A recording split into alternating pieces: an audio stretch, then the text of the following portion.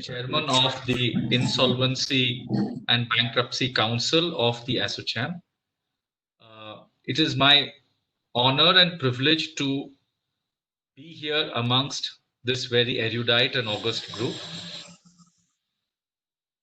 Given the work done in the past, I think it's large shoes which I need to fill, and with the help of all the members in the council, I'm sure we will have a very successful year ahead of us, working for the benefit of the stakeholders of the Indian economy. I have understood from the profile that we have some extremely experienced, very knowledgeable people amongst us.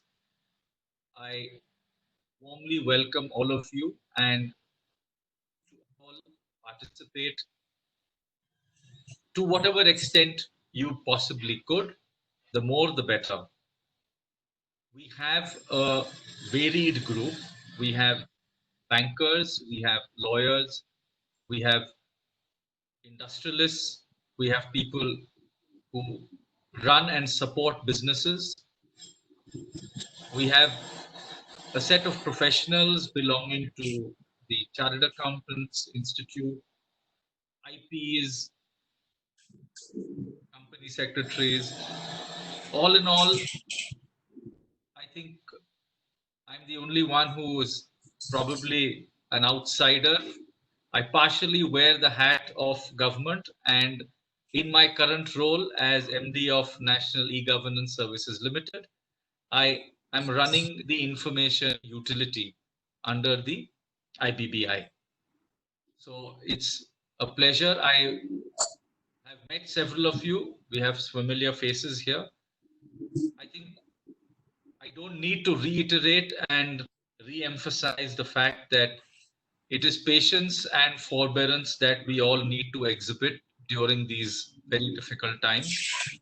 But nevertheless, it's very important for us to put our voice across to the policymakers, to people who we feel can help take forward the ease of doing business.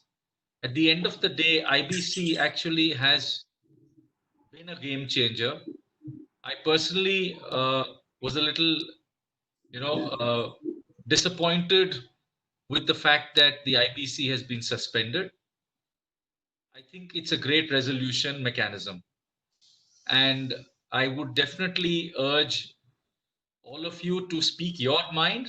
But my mind is certainly clear that the IBC as a resolution mechanism is well constructed, robust, and has certainly delivered results in the last 3 years, which are superior to that we have seen in the past through various other resolution fora that the government and the RBI have put together from time to time.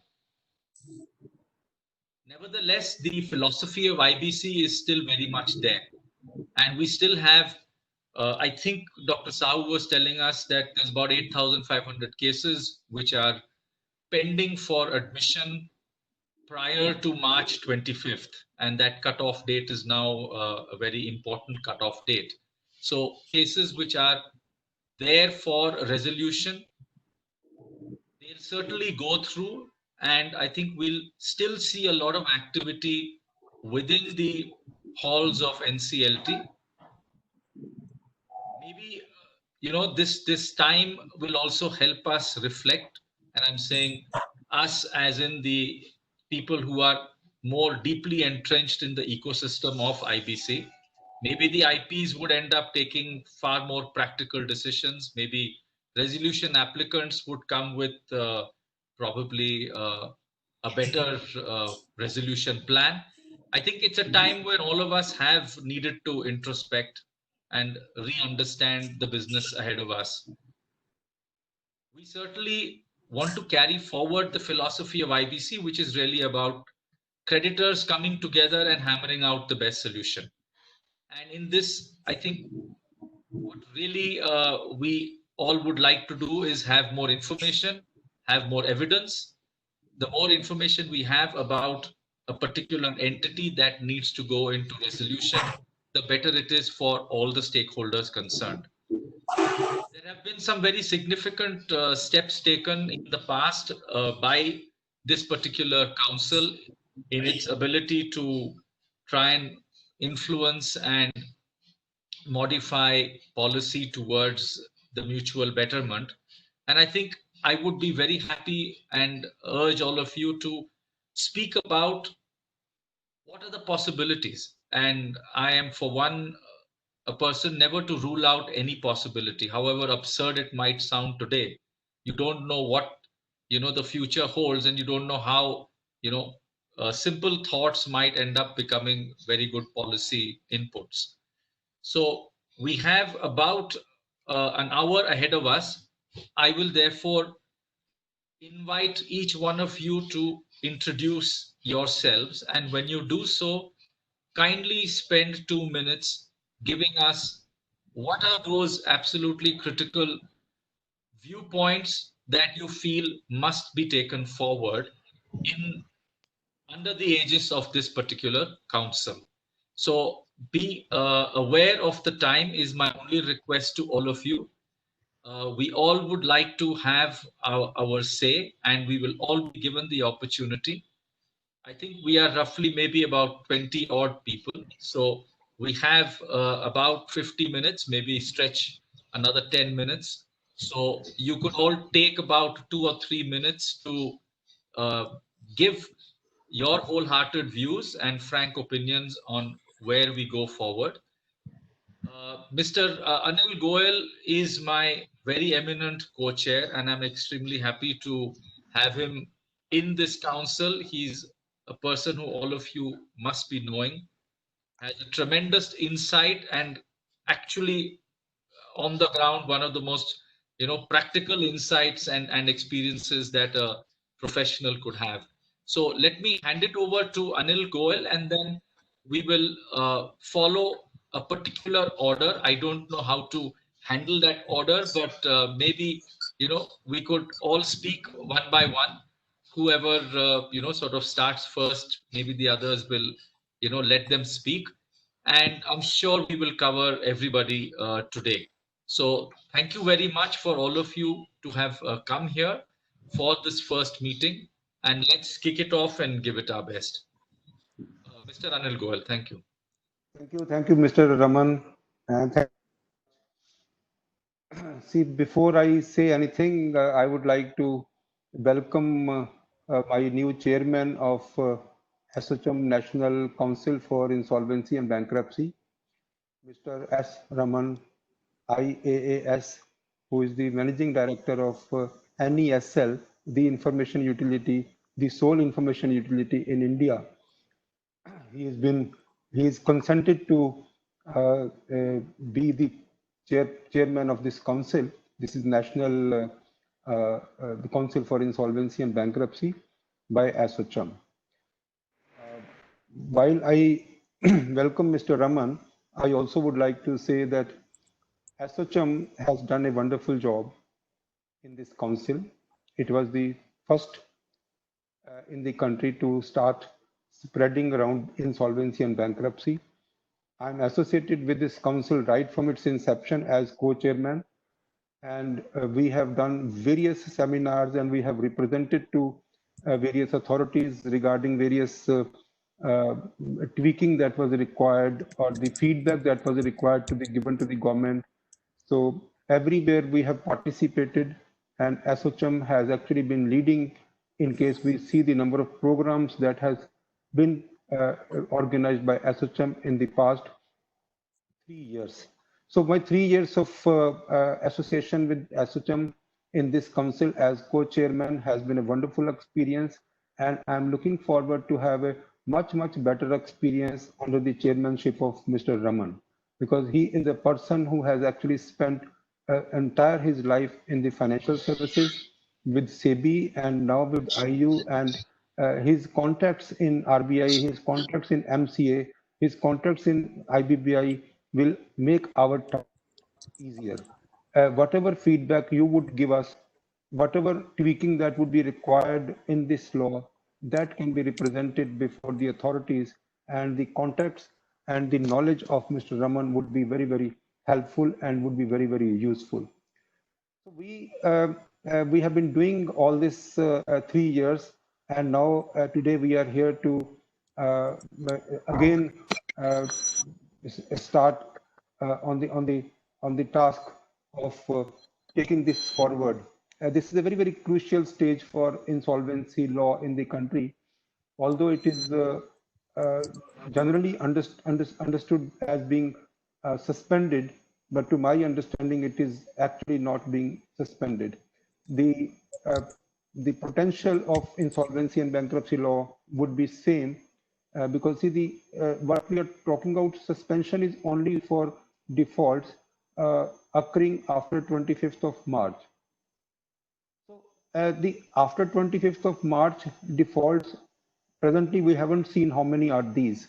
What we have already seen that there are still 8 lakh crores of NPA with the banks and financial institutions, and we do not have any record of the default with the NBFCs, with the operational creditors, with workmen, and with employees, or with the statutory. Everyone can start insolvency in case the default has occurred before 25th of March 2020. So something which we have seen once, something which we have known is a very big carrier. It's a very big potential for IBC in future. What we have not seen is the defaults which may have occurred or which may occur after 25th of March. So let us not think about the defaults which may or may have occurred in the last 2.5 months, or which may occur in future, and that too for another 6 months or maybe 1 year. So this is something which is actually a complete incorrect spreading of the news that the IBC has been suspended. It has not been suspended. And all the bankers, all the NBFCs, all the creditors are in fact very happy. Wherever, even for operational creditor, even if the notice of demand has not been given, still he would be entitled to. So the only thing is that the terms of the payment, in case he is given a credit of 60 days and 60 days have completed before 25th of March, that means it is a default which has occurred on 24th of March, and that person would be entitled to file an application. So this clarity needs to be spread around so that there should not be any kind of diminution energy or any kind of whatever we have amongst the professionals or amongst the authorities. We have a very, very large kind of future ahead that should be seen in this manner. So the NPAs are there, the defaults are there, so anything what we have already seen is there, and let us see how many defaults occur, and that would be for 6 months to 1 year. Since the government of India will never let this bankruptcy law go slow. Rather, they would be working on enhancing the capacity. They have already worked on enhancing the capacity. 20 new members are being recruited. The interviews have already been completed, and the list might be out any day. The new benches would be created. So, and in see, like once this threshold limit of 1 lakh has been raised to 1 crore, so that will reduce some of the applications in future, and that would be rather good for the overall success of the bankruptcy law, because the NCLT would have better things to do, which are actually pending with them, rather than handling 4 lakhs or 6 lakhs or 10 lakhs of applications. Those applications are primarily for recovery. Those applications are not for resolution. So what we need to focus and what we need to spread around is that let us use insolvency for resolution, and let us not use the insolvency for recovery of 5 lakhs or 10 lakhs or 15 lakhs. So with this kind of a future vision in hand, we all have to collectively decide what we should do as council in the next coming 1 year. And a couple of thoughts that I have got and I have discussed with my chairman, Mr. Raman, is that the definition of secured creditor needs a little bit of tweaking. The definition of secured creditors needs a little bit of tweaking, because see, the present scenario is that the definition is not there. It is only section 53, 1B says the secured creditor and irrespective of the value of security. So we need a clarification, and that clarification should be inserted that the secured creditor is secured to the extent of the value of the security interest. And for the remaining portion, that person should be unsecured creditor, and the unsecured creditor who are appearing in subclause B, they should also stand pari passu then. So this is, and then the second scenario that we are trying to understand from this scenario of COVID-19, that more and more companies would need restructuring and a kind of a resolution plan outside IBC. Any new default or any even old default, in case the customers would not be available, in case the resolution applicants would not be available, in case the bidders would not be available, then all these companies who are defaulting, they would these companies would need either restructuring or a kind of a resolution plan outside IBC. So RBI circular dated 7th June 2019 is a very good tool for handling this scenario when there is no resolution applicant available in the market and the company needs to be revived. So the presently that RBI circular is mandated for credit facilities over 2,000 crores. So we probably will try to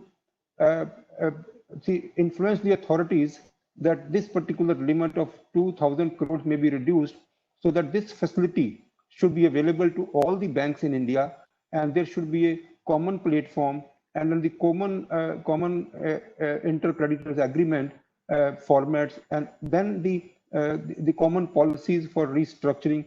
These are a couple of things that we would like to take it forward.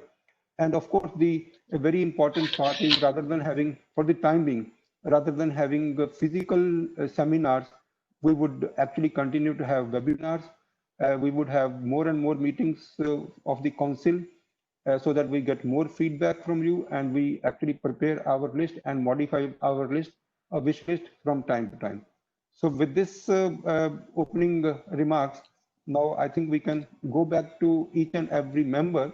The better thing that we can do is the list which is appearing here in this in this webinar tool itself, which starts with the host, and then we have people who have who are named here. I think we can alphabetically we can go and speak out the name of each and every person.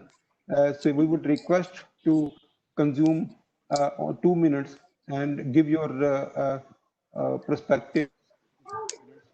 So, Mr. Raman, can I start this way as I'm proposing?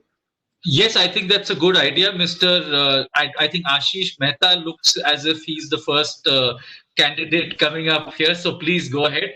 And just one more request, if others could just keep their mics on mute, that would help. Thank you. Thank you, sir. Good afternoon to everyone, and thank you, Association and Council, for arranging this. I am Advocate Ashish Mehta from Mumbai. There were 3-4 quick uptakes. One is whether this amendment is prospective in nature or retrospective in nature. So from the plain reading of the text of the ordinance, my take is that it is prospective in nature. Another would be, the question would be that whether there would be a deemed exclusion from default. So the text of the ordinance, where in section 10A the word ever is used. So would it that be that for the period from 25th March 2020 to 24th March 2020-21, that period, so would a financial creditor or operational creditor would ever not be able to file initiate proceedings under IBC? That is one of the other question which I was having. And what it says is filing of new CIRPs, and my understanding is that filing of claims in an ongoing CIRP which have already been admitted, filing of claims would not be barred under the new section which has been amended. And another would be, what is the effect of section 66(3), subsection 3, which has been added? So as far as the immunity is concerned to be given, So these are the 4 5 points which I would highlight, and what I've been talking to the other people here in Mumbai NCLT, that they are gearing up for going up for final hearing of the petitions which have where the pleadings have already been completed, and they would be giving, the members are thinking of giving more stress for completing the final arguments, and we hopefully we would see some action on that front, because here we had an experience that the judgment were reserved for more than 5 months and 6 months, and because of the huge pendency of volume of work, the judgments were being delivered after almost 5 to 6 months. So I think some sigh of relief can be there, that we might get judgments earlier and final hearings would be able to get concluded. Thank you so much, everyone. So, Mr. Raman, I think you. you need to first of all, we need to understand whether this council meeting, let us try to explain the objective of this council meeting to all the participants. So if we try to answer the questions, and that would actually the today's, I think you can take up this matter better than me, because the objective is to take suggestions from the council members, how the council should function, how the council should function for the next 1 year at least. So with this objective, while I have noted down the questions which have been asked by Ashish Mehta, and me and you would collectively handle these questions, and I would definitely try to answer these questions. But I think the present scenario that we would like to handle is that the suggestions from the members about the future activities. I think, see, again, I would request, in case you can keep your mic as mute, otherwise any background sound at your level is disturbing the entire participants. Mr. Raman, I think you can take this up better than me, because what should be the objective of the talk? No, I think members would probably be aware that what we are really trying to do is elicit what members feel are the most crucial points that need to be further deliberated during the year, and those points which could be taken up in a more concrete manner with the authorities concerned. So, though I put no curbs on people as to what they speak here, but it would be most useful for the council to get views and desires and asks and demands, so we need to look at where we are going in the future. So I think let's quickly move ahead. I think Mr. Arun Gupta is looks to be the next person, and we'll follow that order as Anil had said. Thank you. Good afternoon, all. I have few suggestions on how the IBC, the paradigm should change. So, first one has already been spoken about many times in a lot of forums, is decriminalizing the Section 29A. So, willful defaulters could be debarred, but non-willful defaulters should not be kept there, because we are losing a large chunk of the entrepreneurial capital in the country by making these non-willful defaulters stay out of the whole resolution process. So that's number one. That's something which has been raised in many forums, and it has to be reiterated from ASSOCHAM as well. Many things are there. So that's number one. Number two, many things are there with the NCLT, which are very, very procedural. So, for example, change of IRP to RP and extension beyond 180 days. So these are things which can be left on the wisdom of the COC, and a lot of burden can be taken off from the NCLT. That's number two. Number three is Section 19. We are seeing a lot of applications getting filed by the IRPs for non-cooperation, and it's becoming a regular feature in all these IRP cases. So I think more stricter penalties and more stricter provisions should be inserted, so that directors do not have the courage and do not take that step of not cooperating, because it frustrates the whole process. That's number three. And number four is that there are a lot of litigations which the RP gets entangled into while he's the RP. While there is a moratorium on the CD, the RP, poor fellow, gets entangled into a lot of litigations for trivial matters like non-admission of claim and things like that. So there should be some kind of a provision where the NCLT takes forward only the genuine applications, and not all applications are heard, and the RP is required to file a reply and things like that. So the whole process can be curtailed. So that again will unclog the NCLT to a large extent. These are my 4 suggestions and areas of concern. Thank you. Thank you so much. We'd like to move to Mr. Jagat Ramka. Good afternoon, everybody. Actually, I would just second what Arun just mentioned, that IBC has been less effective to a large extent in most cases, other than the barring the few big cases, mainly due to 29A being there. It has also resulted in a lot of litigation, and whatever the reasons might have been in the past, particularly in the current corona crisis, it is all the more important when resolution applicants and the liquidity around the market is going to be very tight, that every effort should be made to revive the company. And there is a strong need to modify Section 29A so that genuine promoters, genuine defaulters are not caught in that.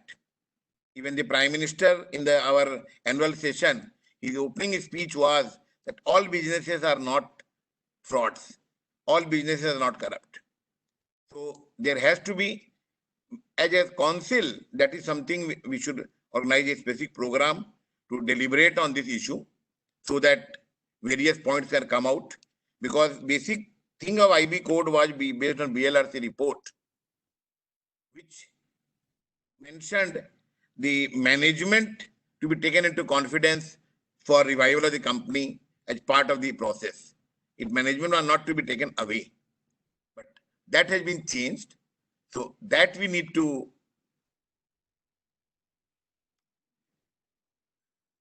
I'm switching off my video. I think video is taking up the bandwidth. So that is one aspect, particularly in the corona crisis, and about the suspension also. By suspending even for the current defaults, is the government admitting that IBC is not effective to resolve stress? I would say that the stress can be resolved by IBC if it was in the original form suggested by BLRC. So if rather Section 7 and 9, while they are suspended, Section 10 should be allowed and 29A should be modified so that companies' stress can be corrected on a much faster manner rather than they continuing in default.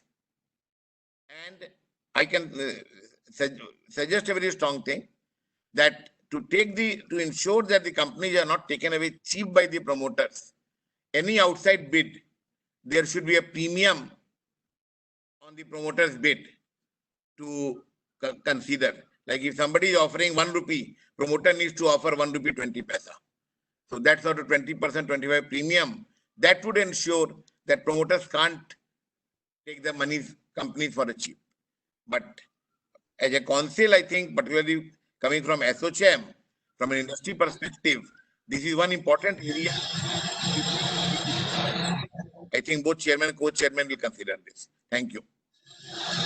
Thank you. Mr. Arun Saxena, please. Good afternoon, everyone. See, I have 2 points to mention regarding this ordinance. One is that this object of this to give the relief for the debt incurred during this period. But what about the resolution applicant who have already placed the application proposal to the NCLT, and now in 1 year their projections, which on the basis of that they have given the proposals, now they should be at least given an opportunity to revise the proposal, because during this period and period to come, that cash flow will not be there. So this is one thing, their interest has not been taken care of in this ordinance, and we must consider this thing. Number 2, the object is to take care of the debt. While, as my friend correctly said, Section 10 is a petition to be filed by the company itself.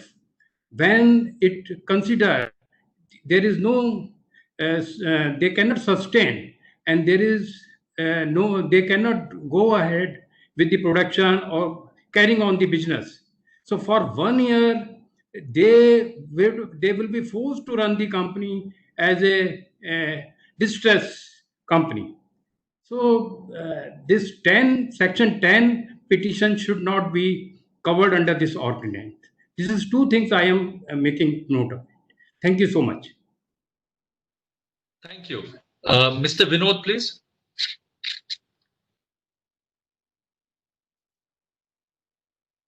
Your mic is muted. Kindly unmute your mic. Yes, I have unmuted. I think I'm unmuted. Thank you.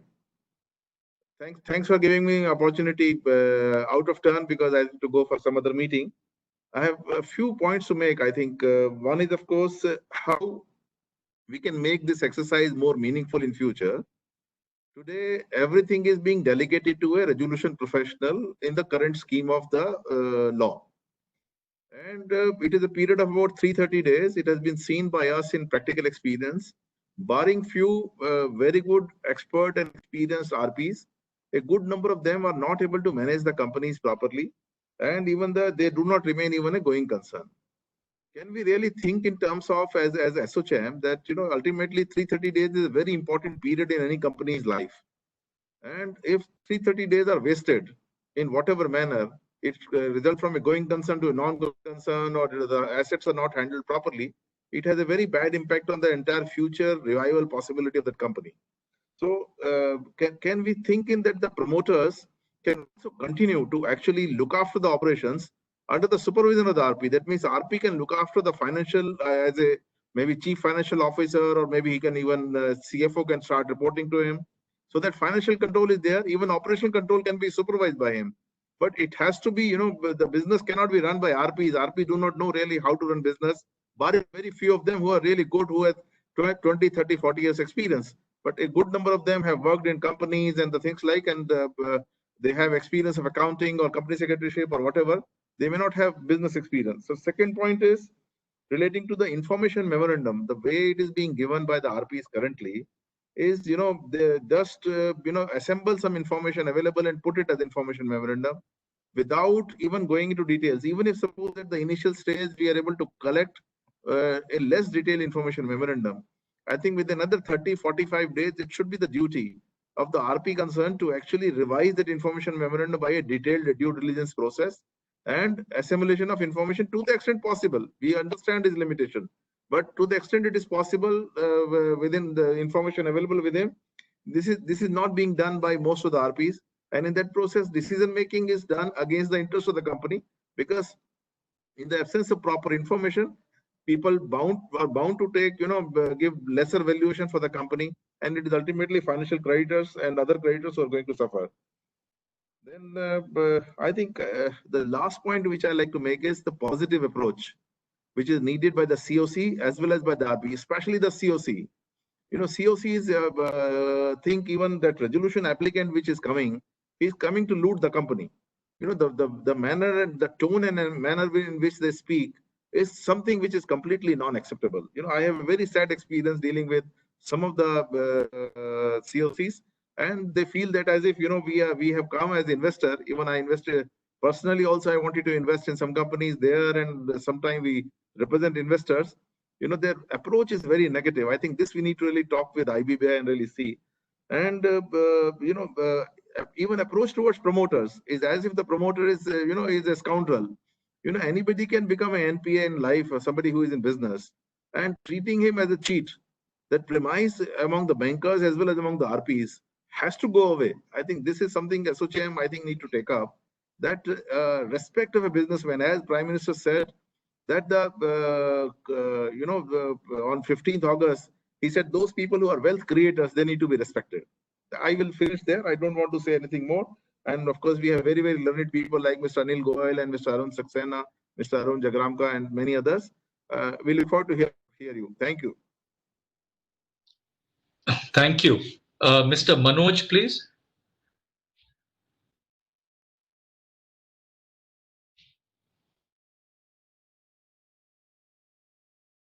Could you unmute your mic and speak if you would like to say something?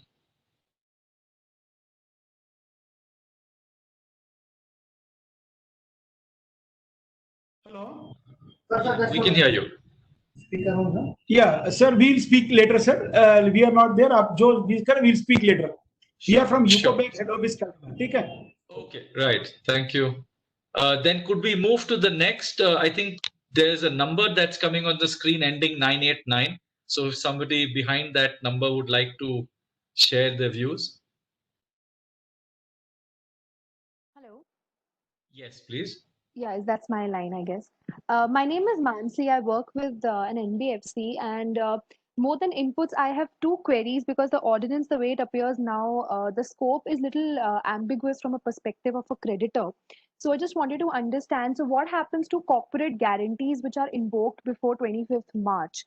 So if it was invoked before 25th March, but the promoter or the guarantor, the corporate guarantor, ended up defaulting during the suspension period. So do the creditors have a recourse to take action against these corporate creditors, or is the defense available to them of suspension? And the other question was with respect to section 66, in relation to which it has been said that the resolution professional cannot file an application against directors or promoters which are involved in willful defraud. So just wanted to understand this. This seems like an undue protection to the promoters and directors. While I understand the intent of why the board has agreed to dispense away with this, but can they claim this defense of uncertainty and diligence due to this entire period of pandemic even after this suspension period is over? Is any resolution available to creditors beyond which is outside IBC but relating to default uh, arising out of this suspension? These were the two questions and concerns that I had. Thank you for that. Mr. Vijender Sharma, please. Hi, sir. Good afternoon, sir. Myself, Vijender Sharma. I'm a Center Council member of Institute of Cost Accountant of India, Director into Insolvency Professional Agency and an insolvency professional from the very first batch. And I had a couple of cases and had more than 75 COC meetings. I believe that the objective of this committee should be aligned with the objective of the SOCHM, which is probably that SOCHM has to serve the country first, economy, then to service to our members, and then to our respective the topics. If I come to the IBC, I think we have to structure the discussion in the years to come because there are n number of topics into IBC. The role of COC, role of RP, role of registered applicant, different laws here. So there are a lot of diversified topic within the IBC. So we need to structure an indexing of the whole proposal so that how we can take it forward. If I say that today that IBC is so important that it has give us a ground that our ranking into the ease of doing business has reduced from 3 digit to double digit, and which is improving further. Post COVID, I think the IBC is going to play a very, very important role because if the country, the whole world is having the anti-Chinese sentiments, there are the global investors, they are looking to have the space to invest their country, the space they are looking for the space to invest their investments. So this is the right time to identify where they can come, and that way the IBC play a very, very important role, which is the right to exit. And for any destruction, for any construction, the destruction play a very, very important role. If a tree which is not giving you the fruits and not even giving the shadow, it is better to cut it down. So it will have some space for the new plant to plant in, and it will grow like anything. So I believe that IBC should be taken ahead, and whatever the amendment came in the ordinance, it's very much acceptable, and we have to take it forward. So I believe the SHM should consult with all the stakeholders and develop an indexing of all the topic, and then for each topic we can deliberate upon. Thank you very much. Thank you. We have a number ending 269. Would somebody like to come forward and speak?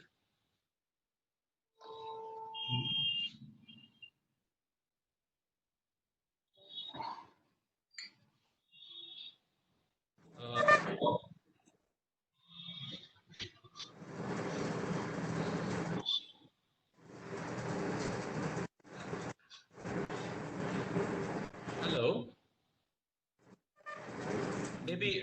Maybe then we can move on to other. Mr. Vijender Sharma, if you could just mute your microphone, that would be helpful.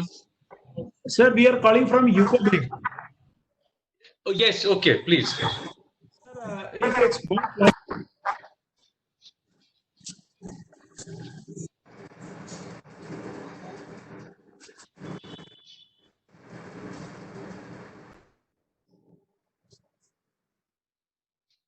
I'm afraid your voice is not coming through. So, Mr. Manoj, your mic is muted. No, I think it's the other. Maybe we can ask. Hello, Mr. Anshul Jain could probably come in. Could we ask the others to mute their mics? Mr. Anshul Jain, please. Good afternoon, everyone. Thank you for having me here. I had, while I had heard a lot of other panelists and council members, I had two specific points which I wanted to highlight. We've been working, all of us, like all of others, we have also been working with IBBI and the ministry in specifically on the IBC ordinance and various other acts. I have two comments to add, and maybe then I'll leave the floor back. I'll hand it back to the other participants. One is on the proviso to the IBC ordinance, which is being inserted, the first proviso of section 10A, wherein it does talk about the insolvency application can never be initiated for defaults which are happening during this period. While I hear from other co-panelists as well as we have heard the views of Mr. Sahu, Dr. Sahu as well regarding bank loans and the EMIs. But I think what the fundamental point that we are all missing is it is not only the banks or financial banks who are supposed to be the financial creditors in the process. We also have ECB lenders. We also have private equity funds, and we also have other stressed asset funds who are considered and categorized as financial creditors in the process. And in most of the cases, banks would always end up with a EMI sort of a structure in terms of the repayment. And the argument that IBBI and the government is taking in terms of default, let's say happening for the 6 months period, but then subsequently the banks, there would be a 7th month where the banks would then, this IBC suspension or IBC ordinance will not be applicable, and the banks would go back and ask the borrowers to repay the money. But for ECB lenders or for private equity investors who do not follow the EMI sort of a pattern, and in most of the cases have a bullet repayment clause which is falling within the 6-month period, unfortunately for them, IBC was probably the only mechanism through which they could have pushed the promoters or the companies to go ensure repayments or ensure restructuring. Unfortunately for all of them, this ordinance has been a disappointment, and now we have been hearing, and I'm just keeping my fingers crossed that this is only some stray examples, but we have already started hearing inputs from various companies where people are looking forward for a deliberate default using this proviso and not going ahead and making their payments falling within the 6-month period. For banks, they may take a view that from the 7th month onwards the payment can happen, but it is a huge put off for various private equity investors, ECB lenders, FCCB holders, and other bond holders who do not follow the pattern of repayment as the banks follow. And for them, this IBC ordinance is actually creating a wrong impression vis-a-vis the credit culture of the country. That was point number one. Point number two is regarding promoters insolvency. While all my learned colleagues have highlighted the issues regarding Section 29A, but I think what we are also missing, which is an equally important clause, is that there is a section there is a whole chapter under IBC which deals with personal insolvency of guarantors. And unfortunately, 10A hasn't suspended the personal insolvency. So while we all are, while the bankers or most of the companies are elated in terms of saying that the whole IBC is suspended for 6 months or probably 1 year if it is extended subsequently for defaults happening post 25th March.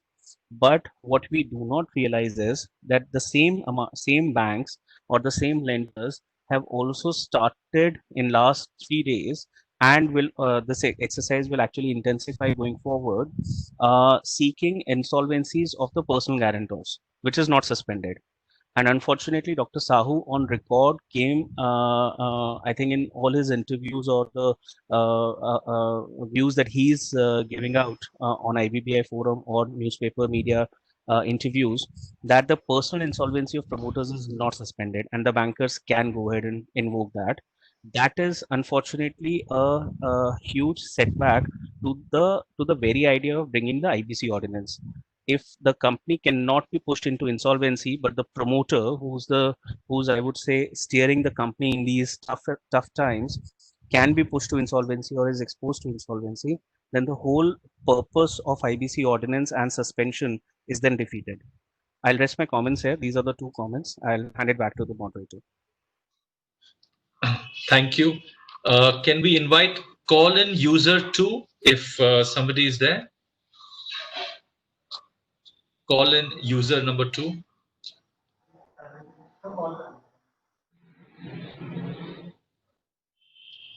No. Maybe we'll let.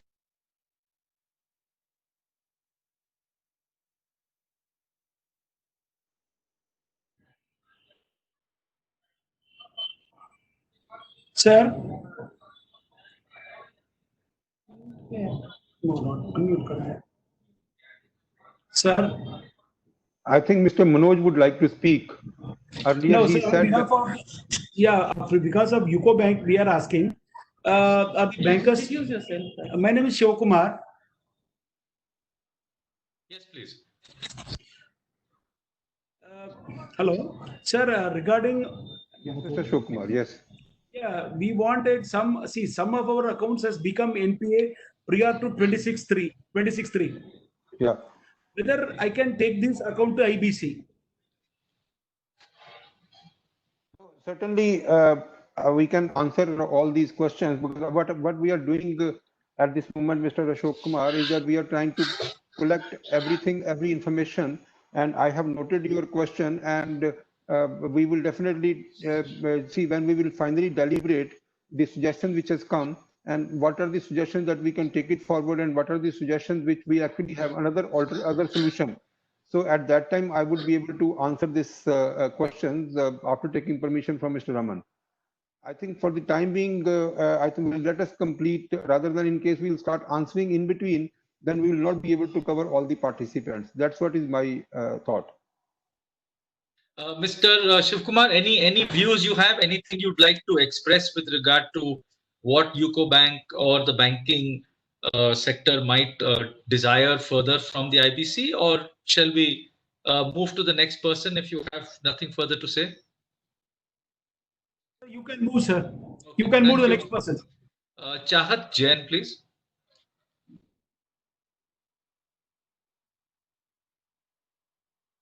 Maybe we don't have a response. Mr. Rao, I don't know, says, hello. Yes, please. Yes. Sir, good evening to all of you. It is very pleasant to associate with this particular forum where I got a lot of inputs and different perspectives about the IBC and also the amendment what has been made. Sir, this whatever there, this particular amendment will definitely help the bankers and also economy. We are aware that because of the pandemic, the government has brought out this particular issue, wherein whatever fresh defaults from 25th March cannot be invoked through IBC. But going forward, whatever existing pen, this will provide a opportunity for the NCLT and NCLAT authorities to speed up the existing pending cases. But from the banker's point of view, and also from the economy, definitely this decision is one of the good decisions. And from the banker's perspective, I can say that the IBC has given a very big tool to the banks to inculcate a habit of some kind of discipline among the some of the promoters who are not properly handling the business and also recovering the payment of the dues. And also one more just I want to put up to the authorities is that the resolution, whatever taking place besides the recovery of the loans, the resolution process is one of the important activity wherein the value of the asset, definitely it is giving a lot of support and also a lot of valuation increasing is happening in the total recovery process. And we have certain, particularly as Corporation Bank, earlier Corporation Bank, besides the Reserve Bank of India stipulated accounts, we have taken a stand that whatever recoveries to be made, whatever why the IBC shall not be invoked in case of default of the company is one of the major question we used to place. And I can say that we are having more than 150 accounts are there under IBC. And actually last year, definitely because of the recovery of the fused account, a big account, it has helped the organization to have a better recovery process. Definitely from the banker's point of view is one of this one. But however, pandemic is one area definitely nobody can escape, and this is creating some kind of timelines for us. I hope in the going forward, another 6 months, later 6 months, the existing pending, long pending cases can be disposed of it, and lot of time is available to the authorities to clear the pending issues. So definitely, this is one of the good opportunity for the bankers, sir. Thank you. Thank you. Padma Kumar M. Nair, please.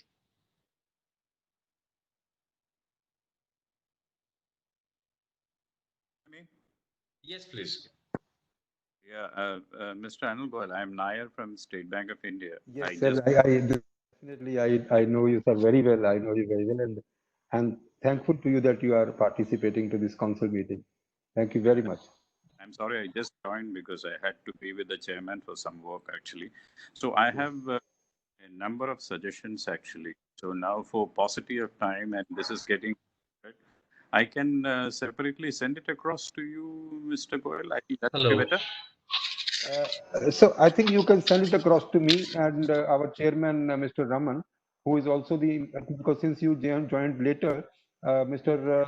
S. Raman is the chairman of this council, and I am the co-chairman. So you can send it to Mr. Raman as well as to me. So we both will try to take it forward, and we'll also discuss with you offline in case you are not able to participate and deliberate now. So Mr. Raman, Mr. Nair is a senior functionary of State Bank of India. I have the opportunity of working with him. So his views definitely would be of a great help to the IBC, and then we'll try to take it forward. Mr. Nair, Mr. Raman is also the managing director of NESL, that is the sole information utility in the country. All right. Okay. So Mr. Raman and Mr. Goyal, I'm sorry, I just joined late. I am the Chief General Manager of Stress Test Resolution Group in State Bank of India. And since I did the context of the entire discussions, because I just joined about 2-3 minutes back, a few suggestions are there, which we will take it offline and we will discuss across with Mr. Anil Goyal and you separately, because otherwise I would be holding up the entire meeting from now onwards. If you permit, then we will have it separately. That should be okay with you? No, that's absolutely fine. I think I lost the conversation in between. So we'll definitely have this conversation. And if you're continuing in the meeting, that's great. We could, sort of pick up the threads as we move along. Mr. Raman Agarwal, please. Yeah, good evening, and how are you, Mr. Raman? All well, thank you. Yes. Okay, so no, without going into too much details, I thought there's one perspective, especially pertaining to NBFCs, and we saw what happened in the case of DHFL and ILFS. So under Section 227, government notified bringing in these two NBFCs under the. Now, while technically it may sound to be okay, but if the way things are structured, I think my sense is it becomes a situation of neither here nor there, because if we look at the way Section 227 the rules have been framed, anyway everything rests with the regulator, that is RBI. Even the application has to be made by RBI, the resolution plan has to be approved by RBI. So and parallelly we saw under in the union budget FM announcing changes in the RBI Act, where RBI has been given powers to supersede the board of NBFCs, appoint new directors. So I think it's getting kind of a mixed scenario. Obviously, we understand in the absence of any FRDI thing, this was thought to be an interim arrangement, but I would strongly recommend that the sooner we get out of this and form a proper resolution process, the better it would be, rather than be dependent on the Section 227. That's the first point. Yeah. Secondly, is quickly coming to the current scenario. While I mean, we all understand and we all were, I think, expecting about this move by the government to suspend IBC or this COVID-related defaults, etc., happening. However, I think this is something as a council also we need to work, because we all know when IBC was brought in, the kind of noise we made and the kind of acceptance it found, and it played a huge role internationally in bringing the ease of doing business ranking also, because this was something long pending. Now government having suspended it, again talking it, because in the recent I had some discussions with officials from World Bank and some of the international investors who seem to be sounding jittery as to why government has suspended it and what impact we will have. Will we see another spurt in the NPAs going up in the financial sector?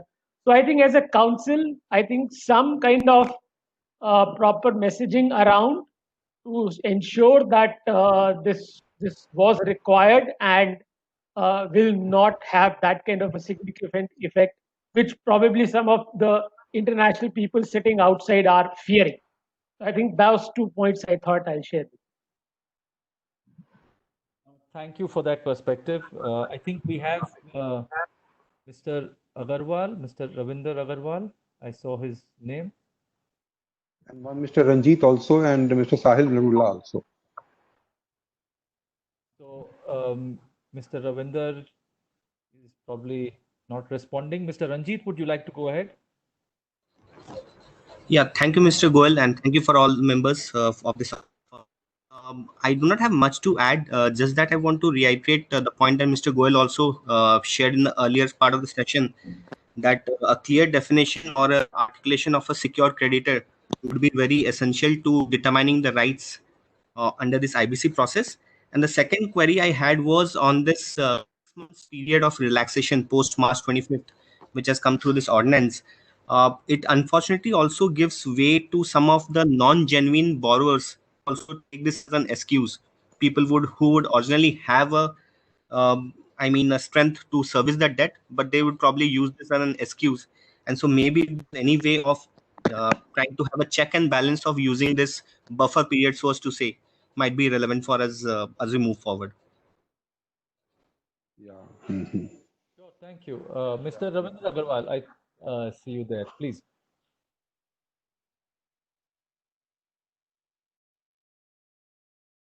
Your mic is on mute, so you'll have to unmute yourself and speak.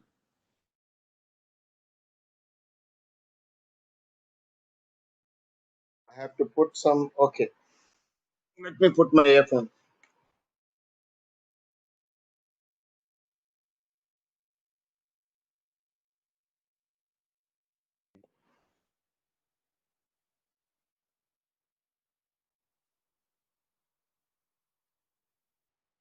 Ravinder, you are audible. Please speak out.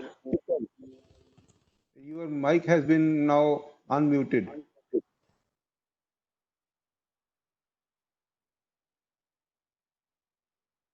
I think, can you hear me now?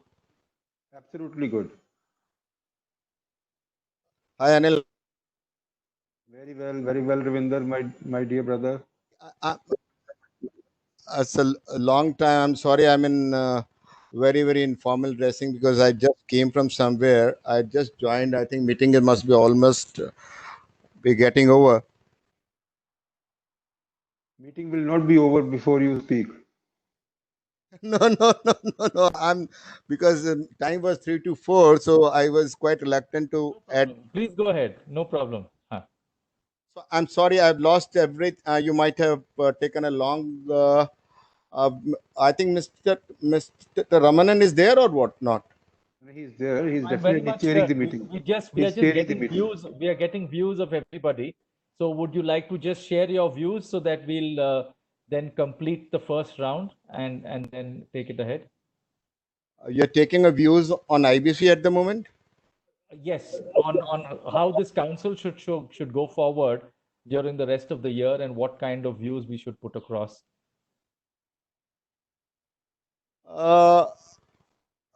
I think barring what is being said in the media regarding that, whether it is good for the MSMEs, whether it is good for the NPA and all, my point is this: SHM being the caretakers rather, who takes care of all the members from the industry. I think now this is the right time to do the hand holding for all the members, and since and try to help them in putting across how they can get relief from the debt stress. And usually earlier we used to have the seminars and workshops and all. Now you can, I don't know whether it is technically possible to invite all the members to maximum in numbers and try to understand their problems and tell them the alternative ways in which the funds can be arranged. Otherwise, IBC is not gone anywhere. It's just suspended for the time being, and it will help MSMEs and all in the longer run. That's what I can say in brief. Okay, thank you. Mr. Sahil Narula, please. Yeah, good afternoon, everybody. This is Sahil Narula. I am part of an organization called RNC, and we are a valuation firm, and I have been integral part of IBC proceedings, and I've had the opportunity to interact with ASSOCHAM at the previous webinar and as well as a lot of conferences that ASSOCHAM has been part of in the recent and early past. So my views here would represent the valuation and the valuer fraternity who are an integral part of the IBC process. So 2 points here. One, as we speak, the draft valuer bill is also out for public comments, and which has seen a lot of comments from the people at large, the entire valuation fraternity and others also. So one is my opinion is that, if from as part of the council, if we can also give in our suggestions and inputs to the government and the regulators for the draft valuer bill, that is one comment from my end. Second is that, in any which ways, what we see in a lot of cases is that the CIRP date, from about 6 to 9 months from the CIRP date, the valuation report is submitted or it is presented to the COC and other stakeholders. So what is happening in earlier past also is that things are changing very fast. Now, especially due to COVID and with the speed at which things are changing, if this could be taken up, that we could probably take a current date valuation or a close to the submission of the resolution plan, we could take or revalidate the valuation so that it is as close and as real as possible to the date at which a resolution plan is submitted as against the date at which the insolvency commencement happens. So these are the two suggestions and inputs from my end on this piece. Thank you so much. Is there anybody else who I did not call out? Kindly come forward and share your views. Anyone who has not spoken?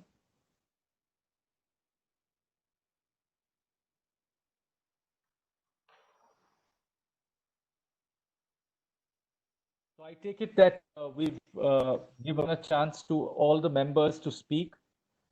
If that is not the case, once again, if anyone is yet to share their views, kindly put your mic on and speak.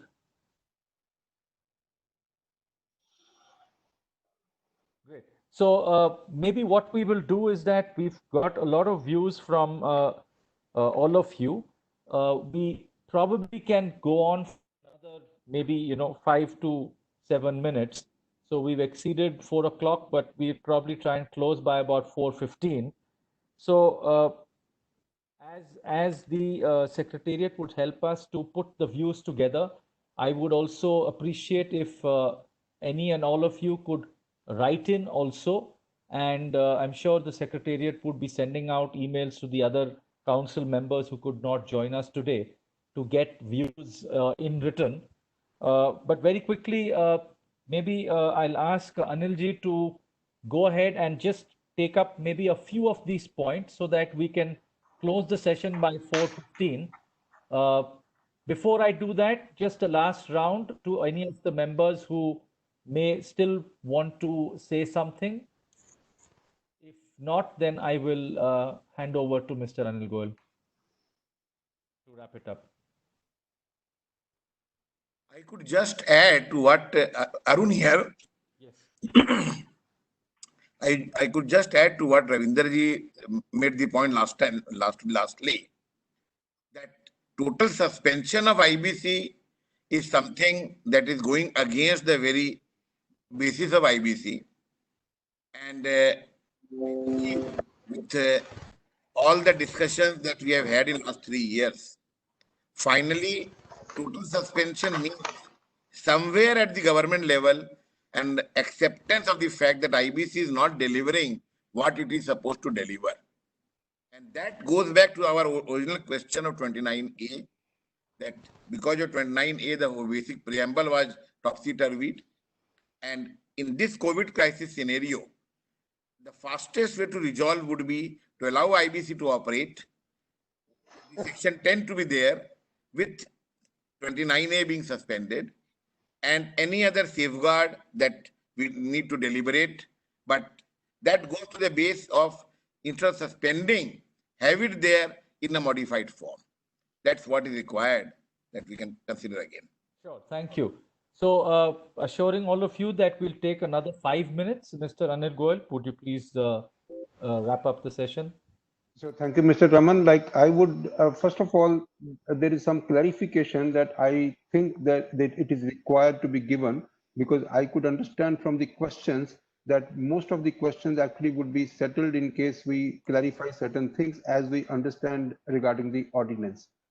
So first, I repeat that the IBC has not been suspended, and all the existing defaults, all the defaults which are prior to 25th of March 2020, the IBC would be available, and all the applications can be filed for any default, for any NPA. I mean, I would again reiterate for the bankers that even the NPA status is not required for filing a case under IBC.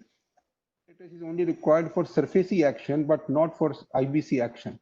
So in IBC, in case there is any amount which is due and it is not being paid on the due date, that is called default.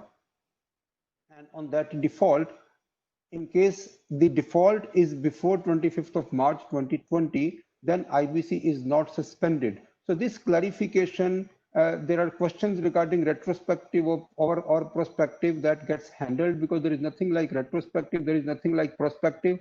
It is a date which has been given by the ordinance, that is 25th of March.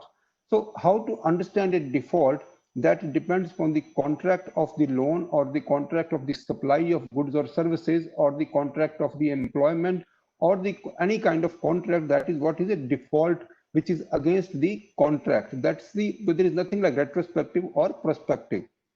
See, then there is another question. The application cannot be filed. Yes, the application, the only thing, the only meaning of that particular clause is that unnecessarily there will be a multiple application which will be filed to adjudicating authority, even if just to adjudicate whether the default is related to 25th March 2020 before or after.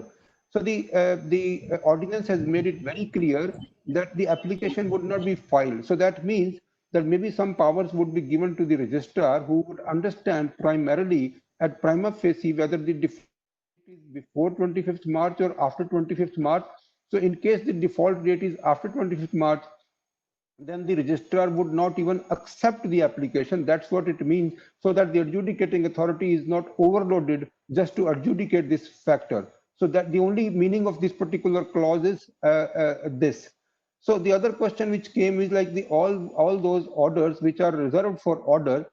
See, there is no impact on all this. Reserved for order means it will be definitely announced whenever the adjudicating authority benches will get time, and whenever the scenario would improve, it will definitely be attended and the orders would be given. Now, the very, very important question which is coming is because see, even the UCO Bank also asked a question which is a very, very important question, which I already answered, that for anything the banks should understand that this IBC has not been suspended, because in any case the banks have time in preparing their mind and documents to file an application. So the default definitely, wherever the bank is thinking, the default definitely is prior to 25th of March 2020. So most of the banks, they can file, or all the lenders or all the creditors, operational creditors, everyone can file application even today, even after the ordinance, in case the default is prior to 25th of March 2020. So when I say all these clarifications which are required, with these clarifications, and the largest clarification I would like to give is section 29A. Now, let us understand what has happened in the last 2 weeks. The definition of MSME has been enlarged to a plant and machinery investment of 50 crores and the turnover of 250 crores. And so there is a word and. So in case the plant and machinery is less than 50 crores and the turnover is less than 250 crores, then that company would be considered as MSME. And for MSME and for MSME tax, section 29A is not applicable. 3 clauses of section 29A is not applicable. So the promoters can participate into the resolution plan, and also in case the grantees have been invoked, they also would be able to participate in case the corporate debtor is MSME. So as far as the turnover clause is concerned, it is a very, very comfortable clause, because most of the companies, while the companies are not performing, their turnover will definitely be down. So the turnover is not something that we are talking about the peak turnover of the company. We are only talking about the turnover in the last year. So any company can get themselves registered now as MSME and can take the benefit of to save themselves from the clutches of 29A. And the resolution can definitely be found under IBC by the promoters. So there will be very, very few companies now which would actually be coming under section 29A, because see, the MSME definition has been greatly enlarged, and the earlier definition was 13-year-old definition. Some of the good suggestions that I would like to say, this was regarding 29A that I have said. So Mr. Arun Gupta has recommended that some of the procedural aspects, which is actually clogging the courts, those we can suggest some for the procedural part of it, where either the registrar or anybody else can be empowered so that these procedural matters can be decided. Litigation can be avoided. We should find out the ways and means and recommendations where the litigation can be reduced. Section 19(2) application, the promoters are not cooperating. There has to be a reason for this, and we have to find out reasons. IBBI has found a reason. IBBI says that in case the promoters are not cooperating, please file an application under section 236 to IBBI, and that would be for prosecution of promoters.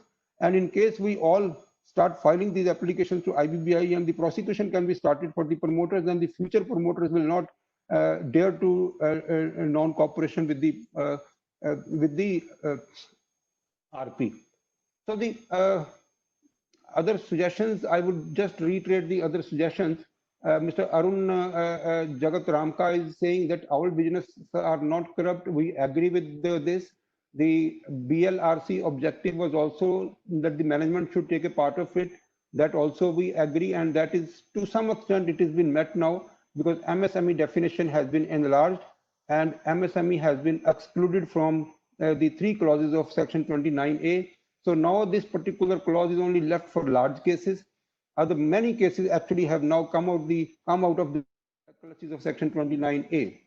The promoters should be charged some premium. As per my experience, whenever a resolution plan has been given by the promoters, the COC would always prefer that we would like to take the resolution plan at the fair value and not at the liquidation value, because they are not interested that the promoters should take the benefit of fair value and the liquidation value. Mr. Arun Saxena has said that the resolution applicant should be given an opportunity to revise, and Section 10 should not be suspended. As far as Section 10 is concerned, I agree with Mr. Arun Saxena. We would try to take it forward because the Section 10 is not a coercive one. Section 10 is an understanding of a promoter that I would not be able to survive. So it is better to take the shelter under IBC and try to find a fresh life. So that particular Section 10 should not have been suspended because Section 10 is not coercive. It is not by someone else. It is by the company or by the directors itself. So that I definitely agree. There is no objective because of the COVID-19 reason we should suspend Section 10, and that is acceptable. So we'll take it forward. Resolution applicant should be given an opportunity to revise. That will disturb the entire scenario. That of course the government cannot take a decision. Mr. Vinod Jain has given a suggestion like the resolution professional is having all the powers and the promoters may continue to look after the business, and then the information memorandum is not complete in most of the cases. Positive approach should be there with COC and the positive approach towards promoters. I would like to share with Mr. Vinod Jain, although he has left the meeting, because see, in most of the companies where the operations are continuing, the RP is working along with the promoters for taking major business decisions. And even we have seen that the committee of creditors are also approving the salary of the promoters. And that is why I'll give you the example. When we say that the directors are suspended from their power, the directors mostly in most of the companies are doing dual job. One job that they do is that they are the members of board of directors and they attend board meetings to take crucial decisions about the company law. Then second position, that most of the directors, somebody would be a director marketing, somebody would be handling the marketing, somebody would be handling finance, somebody would be handling purchase. So in all these cases, the directors are continuing for some time, and even at reduced salary, they are contributing their expertise to run the company under the supervision of the RP. So that is already being done. So Mr. Vinod Jain, what he thinks is actually being done already. So you see, as Mr. Ashok Kumar from UCO Bank asked, like anything prior to 25th March to 2020, said that I've already answered. But then the lady asked a question, which was that very, very important. See, why this subclause 3 is introduced to Section 66, which is confusing to all of us. All the professionals are confused. However, Dr. M.S. Sahu, the chairman of IBBI, has tried to explain it. So he explained in a manner that the subsection 2 of Section 66 talks about twilight zone. During that twilight zone, so what is twilight zone? First of all, that particular zone, that particular period, when the promoters and the key managerial personnel are confident that they would not be able to take away the company from the financial stress, and the company will go in the hands of the creditors. So at that time, in case the promoters and the key managerial personnel are not doing some of the transactions which are due diligent, or they are doing some of the fraudulent transactions, those transactions are presently, they are saying that those transactions the application would not be filed if the transactions or that particular business is being run during this COVID related suspended period. So my understanding is that in case the CIR is not being started, how come Section 66 would be applicable? Because Section 66 can only be applicable in case this CIRP is started. So otherwise, there is no possibility that out of blue somebody will come and file Section 66 application while the company is not under IBC. So that is not possible. So we are not able to understand the section subsection 3, which is introduced by the ordinance to Section 66. Mr. Anshul Jain, a very wonderful issue regarding the ECBs and private equity funds, trust funds, and wherever the bullet repayment loans are there, the deliberate defaults also. But I think the couple of points that Mr. Anshul Jain made, he also said that the applications cannot be filed. Yes, application cannot be filed, which is I have already explained. But then in case somebody is making a willful default during this suspended period, he would definitely know that after 1 year or after 6 months, whatever the case may be, he would be paying interest or penal interest on all these loans that he has taken. So if somebody would like to do a default and within 1 year he would like to make the company completely empty, and barring that situation, nobody else would try to ruin the company only because there is an exemption for 6 months or 1 year. Nobody would try to do that, because in case the default will happen, the default will also limit the growth of the company, rather block the growth of the company for future. So this will be a very, very few cases which would be where somebody would try to think about this. See, as far as the personal guarantor is concerned, while Mr. Anshul Jain said that the personal guarantors are not suspended, the insolvency and bankruptcy of the personal guarantors are not suspended. So one, I would just remind him that the personal guarantors are only the IBC. The IBC says that no application can be filed for the personal guarantor unless the company is under CIRP. So if the company is not, and if the company is already under CIRP, then the personal guarantors can be proceeded against for their personal insolvency and bankruptcy. So what he was thinking is absolutely not correct, because any company which is already under IBC, only those promoters can be proceeded against for their personal insolvency, not the others. Mr. Nair, of course, will give us some feedback later. Mr. Raman Agarwal has also raised Section 277 of this is for the non-banking financial companies, and some of the investors, international investors, are feeling jittery about it. Yes, these are really the issues, and till the time a proper structure is done, or proper structure is made for handling the banks and NBFCs in the country, or the insolvency of banks and NBFCs in the country, where there is a lot of depositors, and the government has the duty to protect the interest of depositors, and also the duty to protect the credentials of the banks and NBFCs. So with these objectives, if the government is selectively choosing the companies where they can take these companies for resolution, so that is the only solution. In case we open it up, then of course there will be a chaos, because most of the depositors have deposited their money with the banks or financial NBFCs. So I think Mr. Ranjit has favored that point of secured creditor definition, and Mr. Ravinder also has said that the relief from debt stress. I think one point that Mr. Ravinder has told us, which we would like to take it forward, is the alternatives to raise funds. And I would say this is a wonderful point, because if we have to find new breed of resolution applicants, then the government has to come out with the new ways of getting it funded.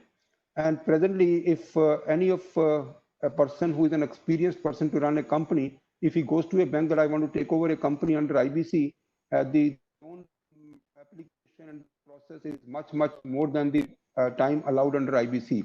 So there has to be a way forward that if somebody is interested, he should get fresh loan from the banks for taking over a company under IBC. Then only the resolution applicants would be found. So Sahil Narula also had suggested that we should also make observations or prepare observations from the draft valuers bill. So with this, I think I have taken over. I have covered all the participants' observations, and from my side, I give it back to Mr. Raman. Maybe that I have taken a little more time, but this was all the conclusions I wanted to make. So, Mr. Raman, over to you, please.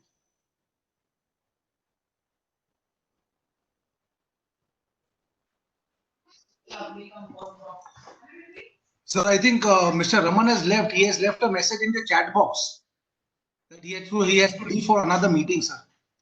So I think participants then, like in case there is any other discussion required, so we can continue. Otherwise, I have tried to answer most of the questions and observations I have noted down. In the meantime, our secretarial help, they are also noting it down, and they would prepare a note on all this, and we will find an appropriate authority where we can take it forward. And if there is anything else that we can talk about, or otherwise we can conclude the meeting. Goyal ji, yes. आपसे बात करने का मौका अच्छा है क्योंकि physical meeting में तो हम लोग अलग बैठ के बात कर लिया करते हैं। वेबिनार में ऐसे ही अलग बात करनी पड़ेगी। मुझे लग रहा है अरुण जी मौका ले रहे हैं। क्या बोल रहे हैं? अरुण जी मौका ले लीजिए, अच्छा मिला, अनिल पकड़ा गए हैं अभी। अरे यही तो बोल रहा हूँ, फिजिकली तो पकड़ लिया करते हैं, अब यहाँ तो ऐसी ही बात की पता नहीं एसोचैम वाले अलाउ करेंगे नहीं करेंगे, उनके हिसाब से तो हम लोग अपना टाइम ओवर कर चुके हैं। वो चलेगा, ऐसी बात नहीं है। अनिल जी, जी 29A में जो आपने MSME वाली बात कही, उसमें भी ग्राउंड रियलिटी क्या हो रखी है कि MSMEs के भी, I don't know if you have any data, लेकिन मेरे को जो मैंने डायरेक्टली लोगों से समझ में आता है कि बैंकर्स MSME प्रोमोटर्स को भी रिजोल्यूशन एक्सेप्ट नहीं कर रहे हैं। यू हैव हिंटेड आल्सो कि उससे उनको वो फेयर वैल्यू पूरी चाहिए। तो ये क्या हो रहा है बैंकर्स में? एक तो आज की तारीख में जो बोलते हैं कि अति सर्वथा वर्जित, और वो एक एक्सेस पे चल रहे हैं कि ऑल और नथिंग, मेरे को चाहिए तो सब कुछ चाहिए, नहीं तो कुछ नहीं मिलेगा चलेगा। और MSME और को करने से आपका सॉल्यूशन नहीं होता है, क्योंकि जो लाइक माई कंपनी ओनली 2.5 साल से लिक्विडेशन में है, but it is operational, there is no third party applicant and bankers are not prepare to revive the company for no reason at all. Even covid crisis में 1000 आदमी का employment चालू है। हम लोगों ने बोला कि आप CSR समझ के अलाउ करो, आपको वो देना नहीं है, कोई फंडिंग नहीं देनी है, आप लोग क्यों करना चाहते हो? बोलो नहीं, हम लोग तो, हमको इन्वेस्टर नया चाहिए, वो नया पैसा लाएगा तब हम करेंगे, नहीं तो नहीं करेंगे। ये जो एक माइंडसेट हो गया कि सब कुछ बाहर वाले आएंगे और बाहर वाले आके ही करेंगे, this mindset needs to change. और उसके लिए अपने को जो PM ने कहा अपने एनुअल सेशन में, that dialogue we need to use for this, because जब तक आप 29A को एक ऑफिशियल वो रूप नहीं देंगे, जब तक ये मैसेज नहीं देंगे, पीछे में जैसे FM ने कहा भी था पर्टिकुलरली फॉर MSMEs कि प्रोमोटर से मिल करके आप रिवाइव करो बैंकर्स को, particularly to save employment. I think that was in January और फरवरी। लेकिन अरुण जी ये तो आज भी रियलिटी है यार, ये सिचुएशन तो आज भी है। आप अगर not concern with employment, I think let me react to the what Mr. Arun Jagatramka is saying. I can only collate my experiences of various cases that we are handling for your understanding that presently we are handling 156 live cases. So we various COC meetings, the difficulties that is actually coming, why they are not accepting a proposal from the promoters is section 66. So they are saying in case any forensic auditor has reported any transaction which is covered under section 66 or under section 43 where the contribution has to come from the promoters, or under section 44 where it has to come from promoters or their related companies. So they are saying that on one side, we are saying that we will go against the promoter because of the transaction audit report, and we will file an application to NCLT.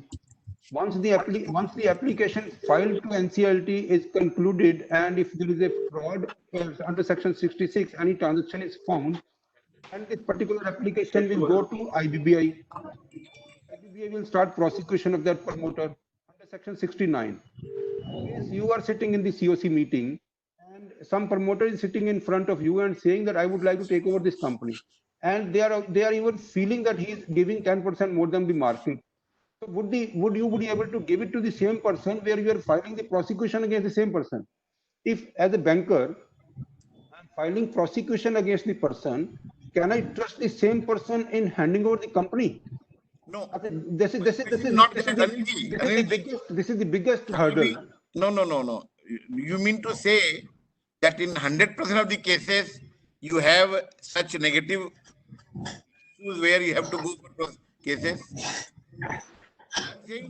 In 100% cases, I have filed 77 applications where section 66 is applicable, and 77 applications are pending in my company only where section 66 is in there. How many out of 77? Out of like, definitely I'm saying like the about 60% people companies, in the 60% of the CIRP cases we have filed application under section 66. This is reason number one. You are being more charitable. I'm saying even if 80% cases fall in such category, why you want to penalize the 20% also because of these 80%? But the 20% are there, and the COC is accepting. See, this is not a fair view that the COC is not accepting. COC is accepting. So the two reasons: one, that the COC expect more than the market. Number two, the COC expect that there should not be any fraudulent transaction. Number three, and they also would like to say that we would like to continue and we would like to enforce our personal guarantee. So there is no resolution plan so far which has come from the promoters, and the promoters say that I want to take over the company, but let the bank enforce my personal guarantee. See, the basic reason, whenever the promoter comes, the promoter say that you give me the complete blanket clearance from my personal guarantee also. So that is what the COC is not comfortable. Now think of a situation when it goes to managing director or committee, and the committee see it like this. Committee see that this person has given us the loss of say 60% of the loan that we have given. He is only offering 40%, and he is now asking for the waiver of the personal guarantee, and he is also giving us the liquidation value. How many the committees in the banks would accept this proposal? Like if you make yourself sit there, you try to sit there and loss to the company, and the bank is just relieving him from all the sins that he has done in the past. No, एक minute. You try to sit there in that meeting. Let me come here. Personal guarantee is another matter which I did not raise today because it was not the main focus of our council directly. But otherwise, actually, it is something we need to consider. Personal guarantee, where it has been given in a form of collateral, yes, bank must be allowed to enforce. But where personal guarantee is a minuscule small percentage, 1%, 0.5%, 2%, say less than 5% of the total loan exposure, there the personal guarantee is not for recovery. Like in our case, आज 3,000 crore के CDR document में our net worth was 3 crores. So that is 0.01%. So the personal guarantee was taken not for its security value, but for its commitment value. Now that commitment value has been questioned, or I think Mr. Arun, I think we can have a separate meeting. We can have a separate call discussion. Leaving, I have to say thank you everyone. Yes. Thank you very much for participating in this meeting. And we will take your suggestions definitely forward. Council, Yeah. in the council, you can plan a program on this personal guarantee discussion as well. Separately. We will definitely do that. We'll definitely will do that. Thank you very much, and we conclude this meeting. Thank you. Thanks a lot. Thank you. Thanks to everybody.